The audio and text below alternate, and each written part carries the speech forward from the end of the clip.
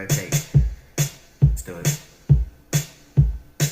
That girl, the one that guys fall for, in love with juicy and couture. She knows she wants to find herself, and she loves and wants nobody else. In her mind, there's so much to obtain. In her eyes, she sees a world of pain. Oh no, someone find her love. Oh no, someone find her love. That girl, the one is beautiful. Her eyes can see into your soul. Now her smile can melt away your heart, and her kiss can make you beg for more. In her mind, there's so much to obtain. In her eyes, she sees a world of pain. Oh no, someone find her love. Oh no, someone find her love. She hurts and she always keeps a smile, and she fronts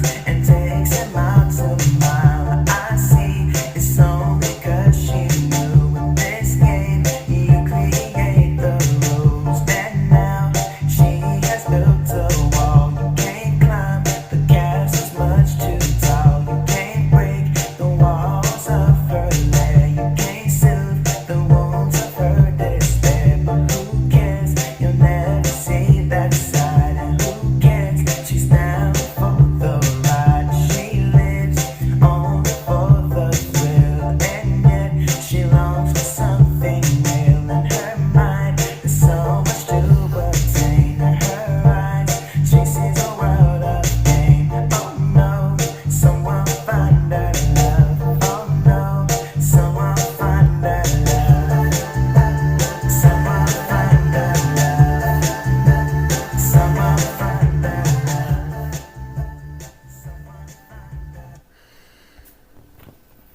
All right, welcome to another episode of Can You Connect? And this is Mr.WalkThatWalk.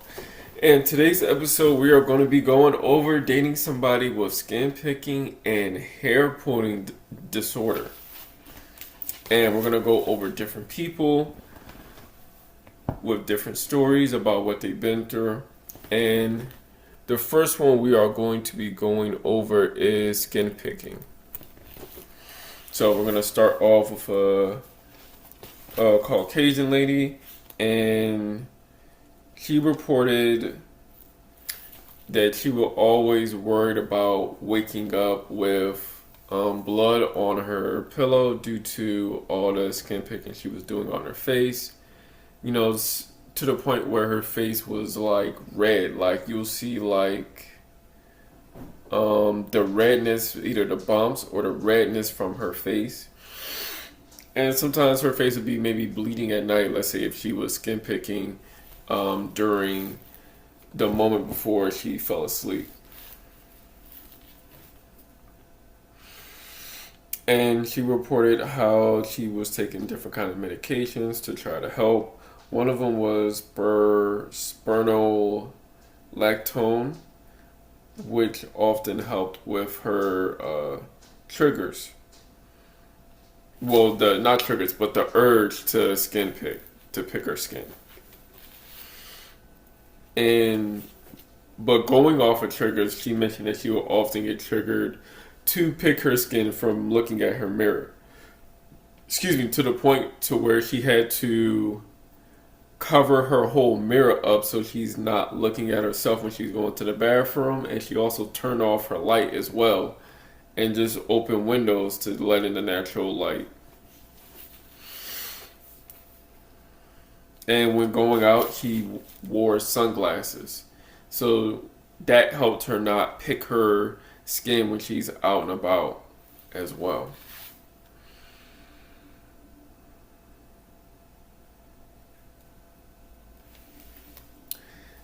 However, her skin picking was pretty aggressive and harming, to the point where she had to be hospitalized multiple times, and she had infections often, to the point where she almost lost like her legs, or some like her legs due to the amount of skin picking. Like if you're like deep in your leg skin picking and it leaves scabs, and then you're going into those scabs and then it gets infected, you know, this is causing a lot of damage to yourself to the point where she almost lost like limbs. So being aware of how damaging it could be is helpful as well. And due to all the wounds from her skin picking, you know, this kind of prevented her from keeping friendships or relationships because she was always hiding her body and hiding herself from people, so she wouldn't go out or wouldn't do anything that much. And that affected her social interactions as well.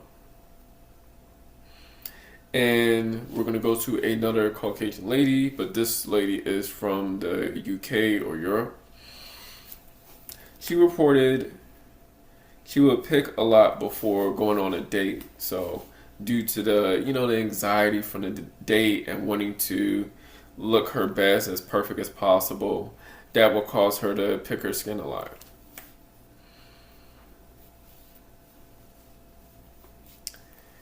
And she will also feel worried about, let's say, being judged by the person she's going on a date by. To the point to where she wanted, you know, she felt, you know, insecure about letting the person know that she has this disorder.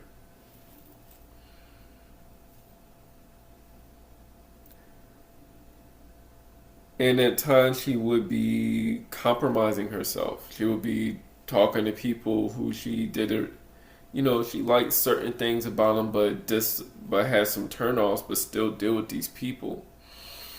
Even though she really didn't want to continue with them.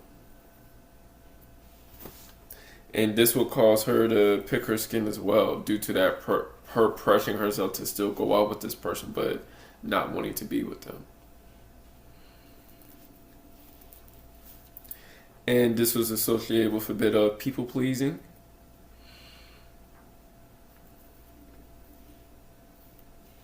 So she's going out her way to go out with people, you know, even when she's feeling tired, when she's feeling exhausted, and even wanting to just rest. But, you know, she will allow the other person to pressure her to come out.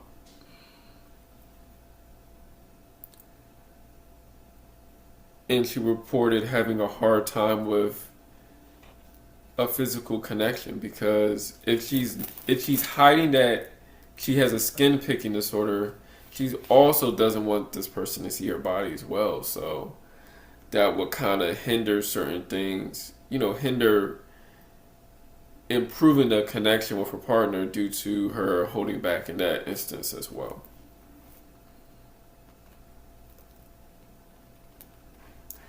And she mentioned using her skin picking as an excuse to not take it that far with that person, because she didn't really like them to begin with. Well, she liked some things about him, but this wasn't the person that she really wanted to date. And since that wasn't the person she really wanted to date, she didn't really want to get physical with them. So in her mind, I'm going to use skin picking as a way to not do anything with them.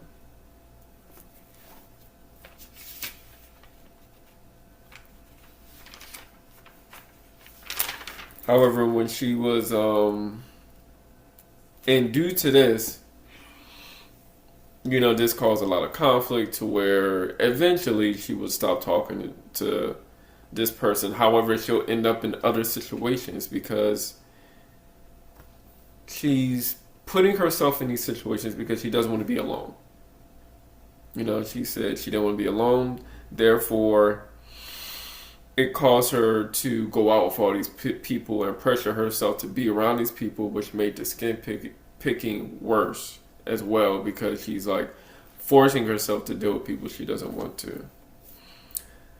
But when she was able to meet the person she wanted to date, then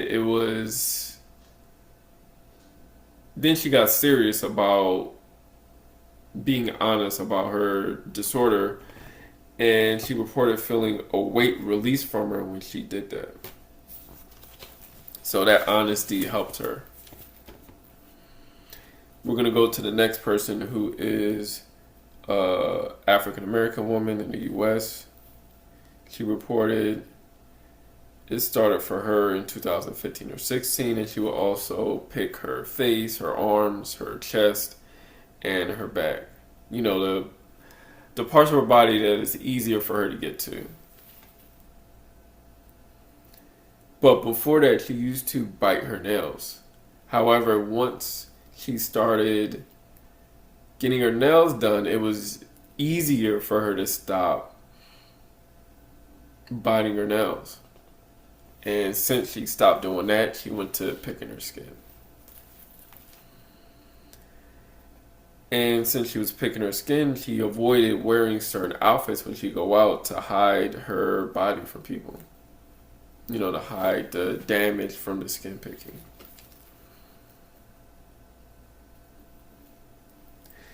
And she mentioned that at times, you know, she'll be talking to friends or, you know, doing things she enjoys, and she's picking her skin. So she'll be doing it without even thinking about it. And she reported feeling a bit nervous in groups, so that would cause her to pick her skin or wanting to pick her skin. Because she would try to do that when she's not out as well.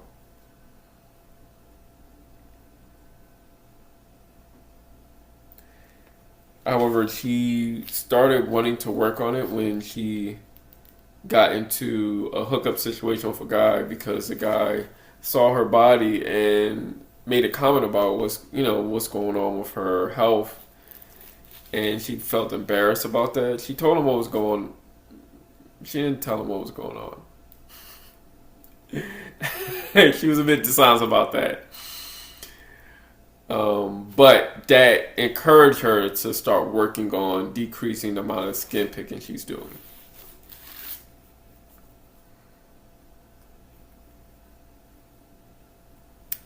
And through that and wearing more natural products, which help her doesn't break out, that helps, because sometimes if she's breaking out and having, you know, breakouts of the acne, that would cause her to pick her skin.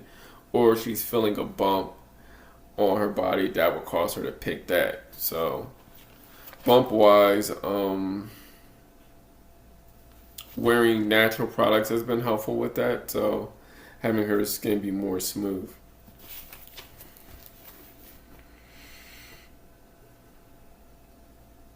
And we're going to go to hair pulling. So the next one we're doing is hair pulling. We're going to go over, talk about, you know, their experiences with pulling their hair out. And this woman is a Hispanic woman who I believe lives in the U.S. She started around 13 and was doing picking and pulling out her hair in her sleep, to where she would wake up with balls of hair on her pillow. And at a certain point she was doing it unconsciously, and then to a certain point she started doing it while she was awake. And just like the other lady that we just talked about, that she would pick her hair while doing other things, like watching a movie or doing her makeup. You know, she'll unknowingly just be picking her hair out. To the point where she wouldn't want to get a hairstyle because she felt embarrassed about going out and then people seeing her hair, and then you know, you have to explain what's going on.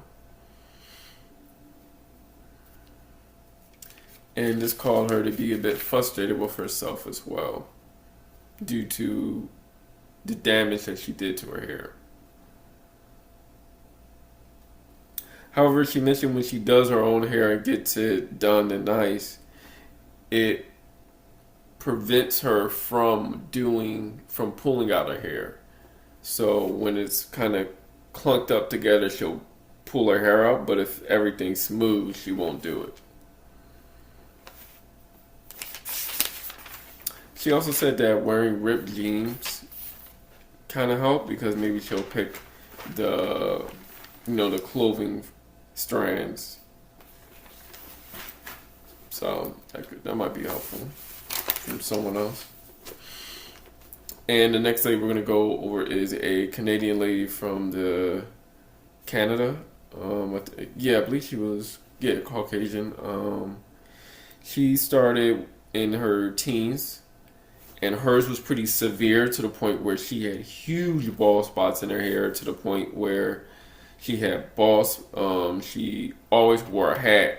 However, you know how teenagers are. The boys are like, what's up with your hair? And the other kids was like, what's going on?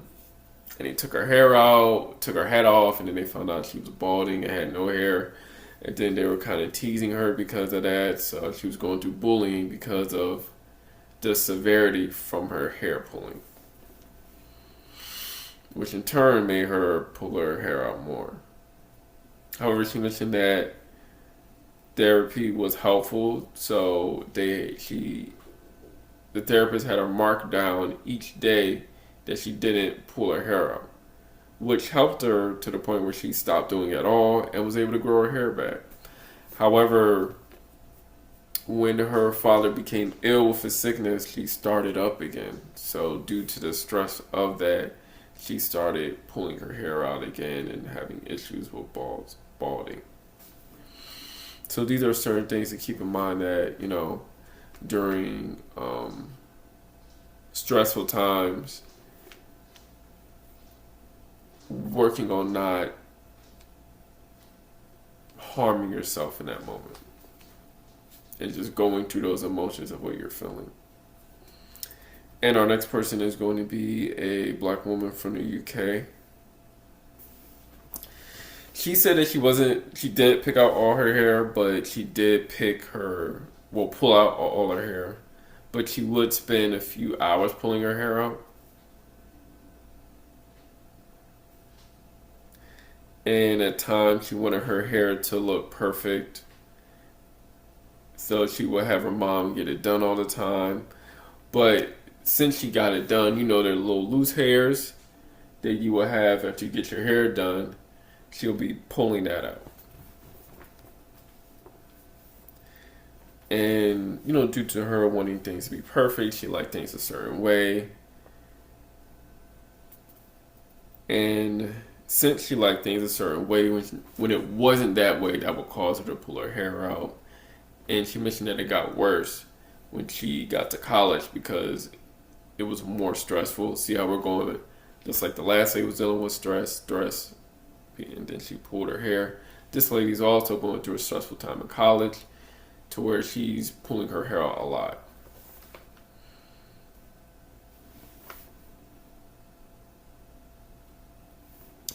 And to the point where she noticed that where it's more tender on her head, she will pull that hair out the most when she's most stressed, for that relief.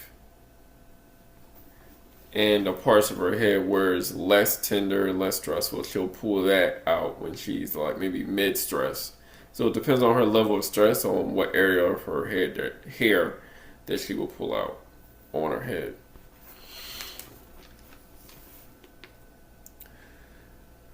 But certain things would deter her from doing it. Like if she saw a pile of hair, that would help her not continue to pull her hair out, and that would help stop her.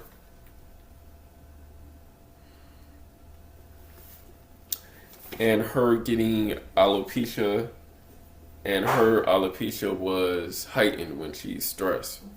So that also helped her work on coping skills to help her decrease her stress so she doesn't continue to lose her hair.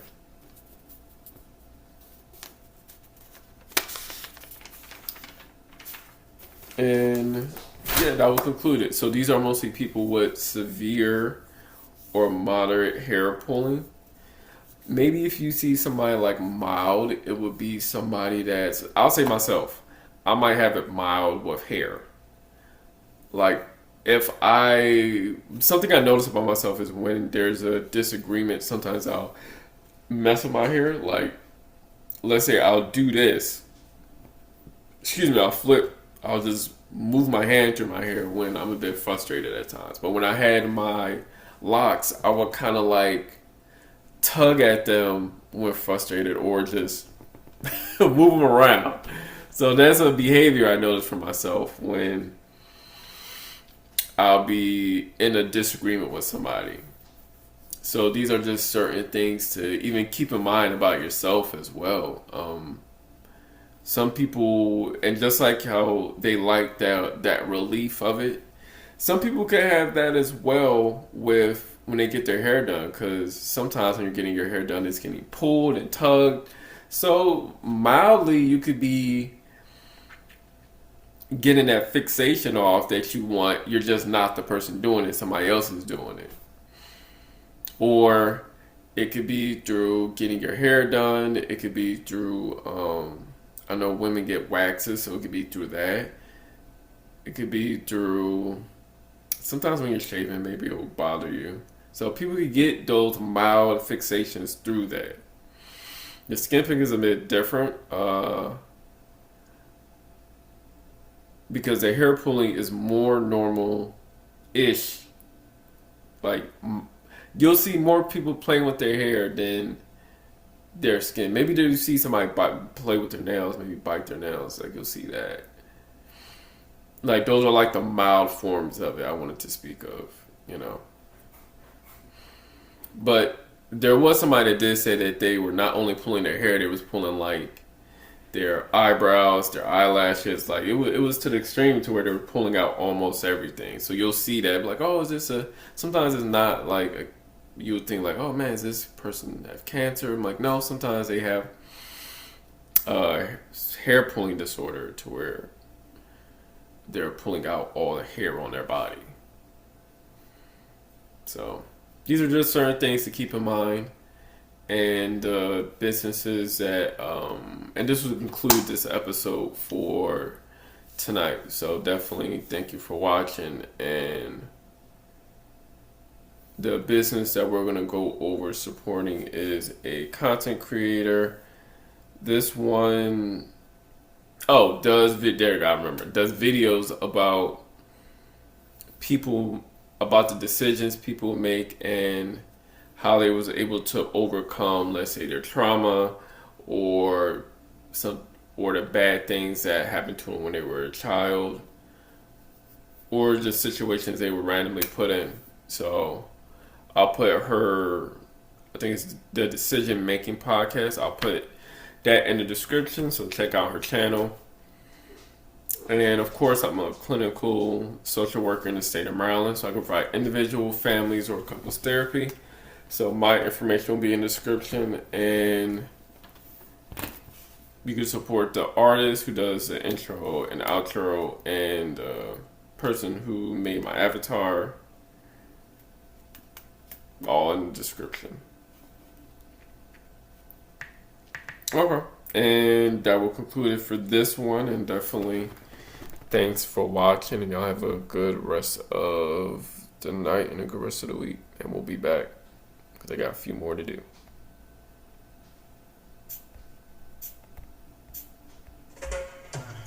Our lives are lives filled with drama.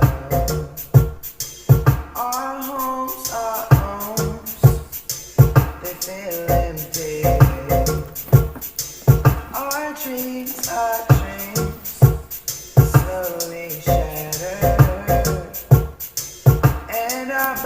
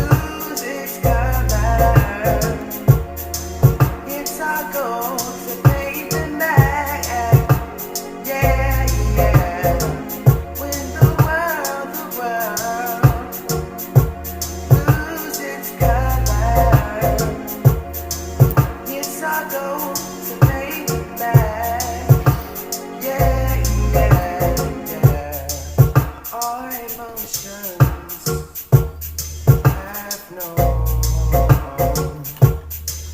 our feelings have flown on. Our beautiful women can't see the beauty in them. Our men are not standing strong. What does it take to become a legend? What can we do to teach a lesson? Whoa, is there a way for a future commitment? Why do we wait to be paid for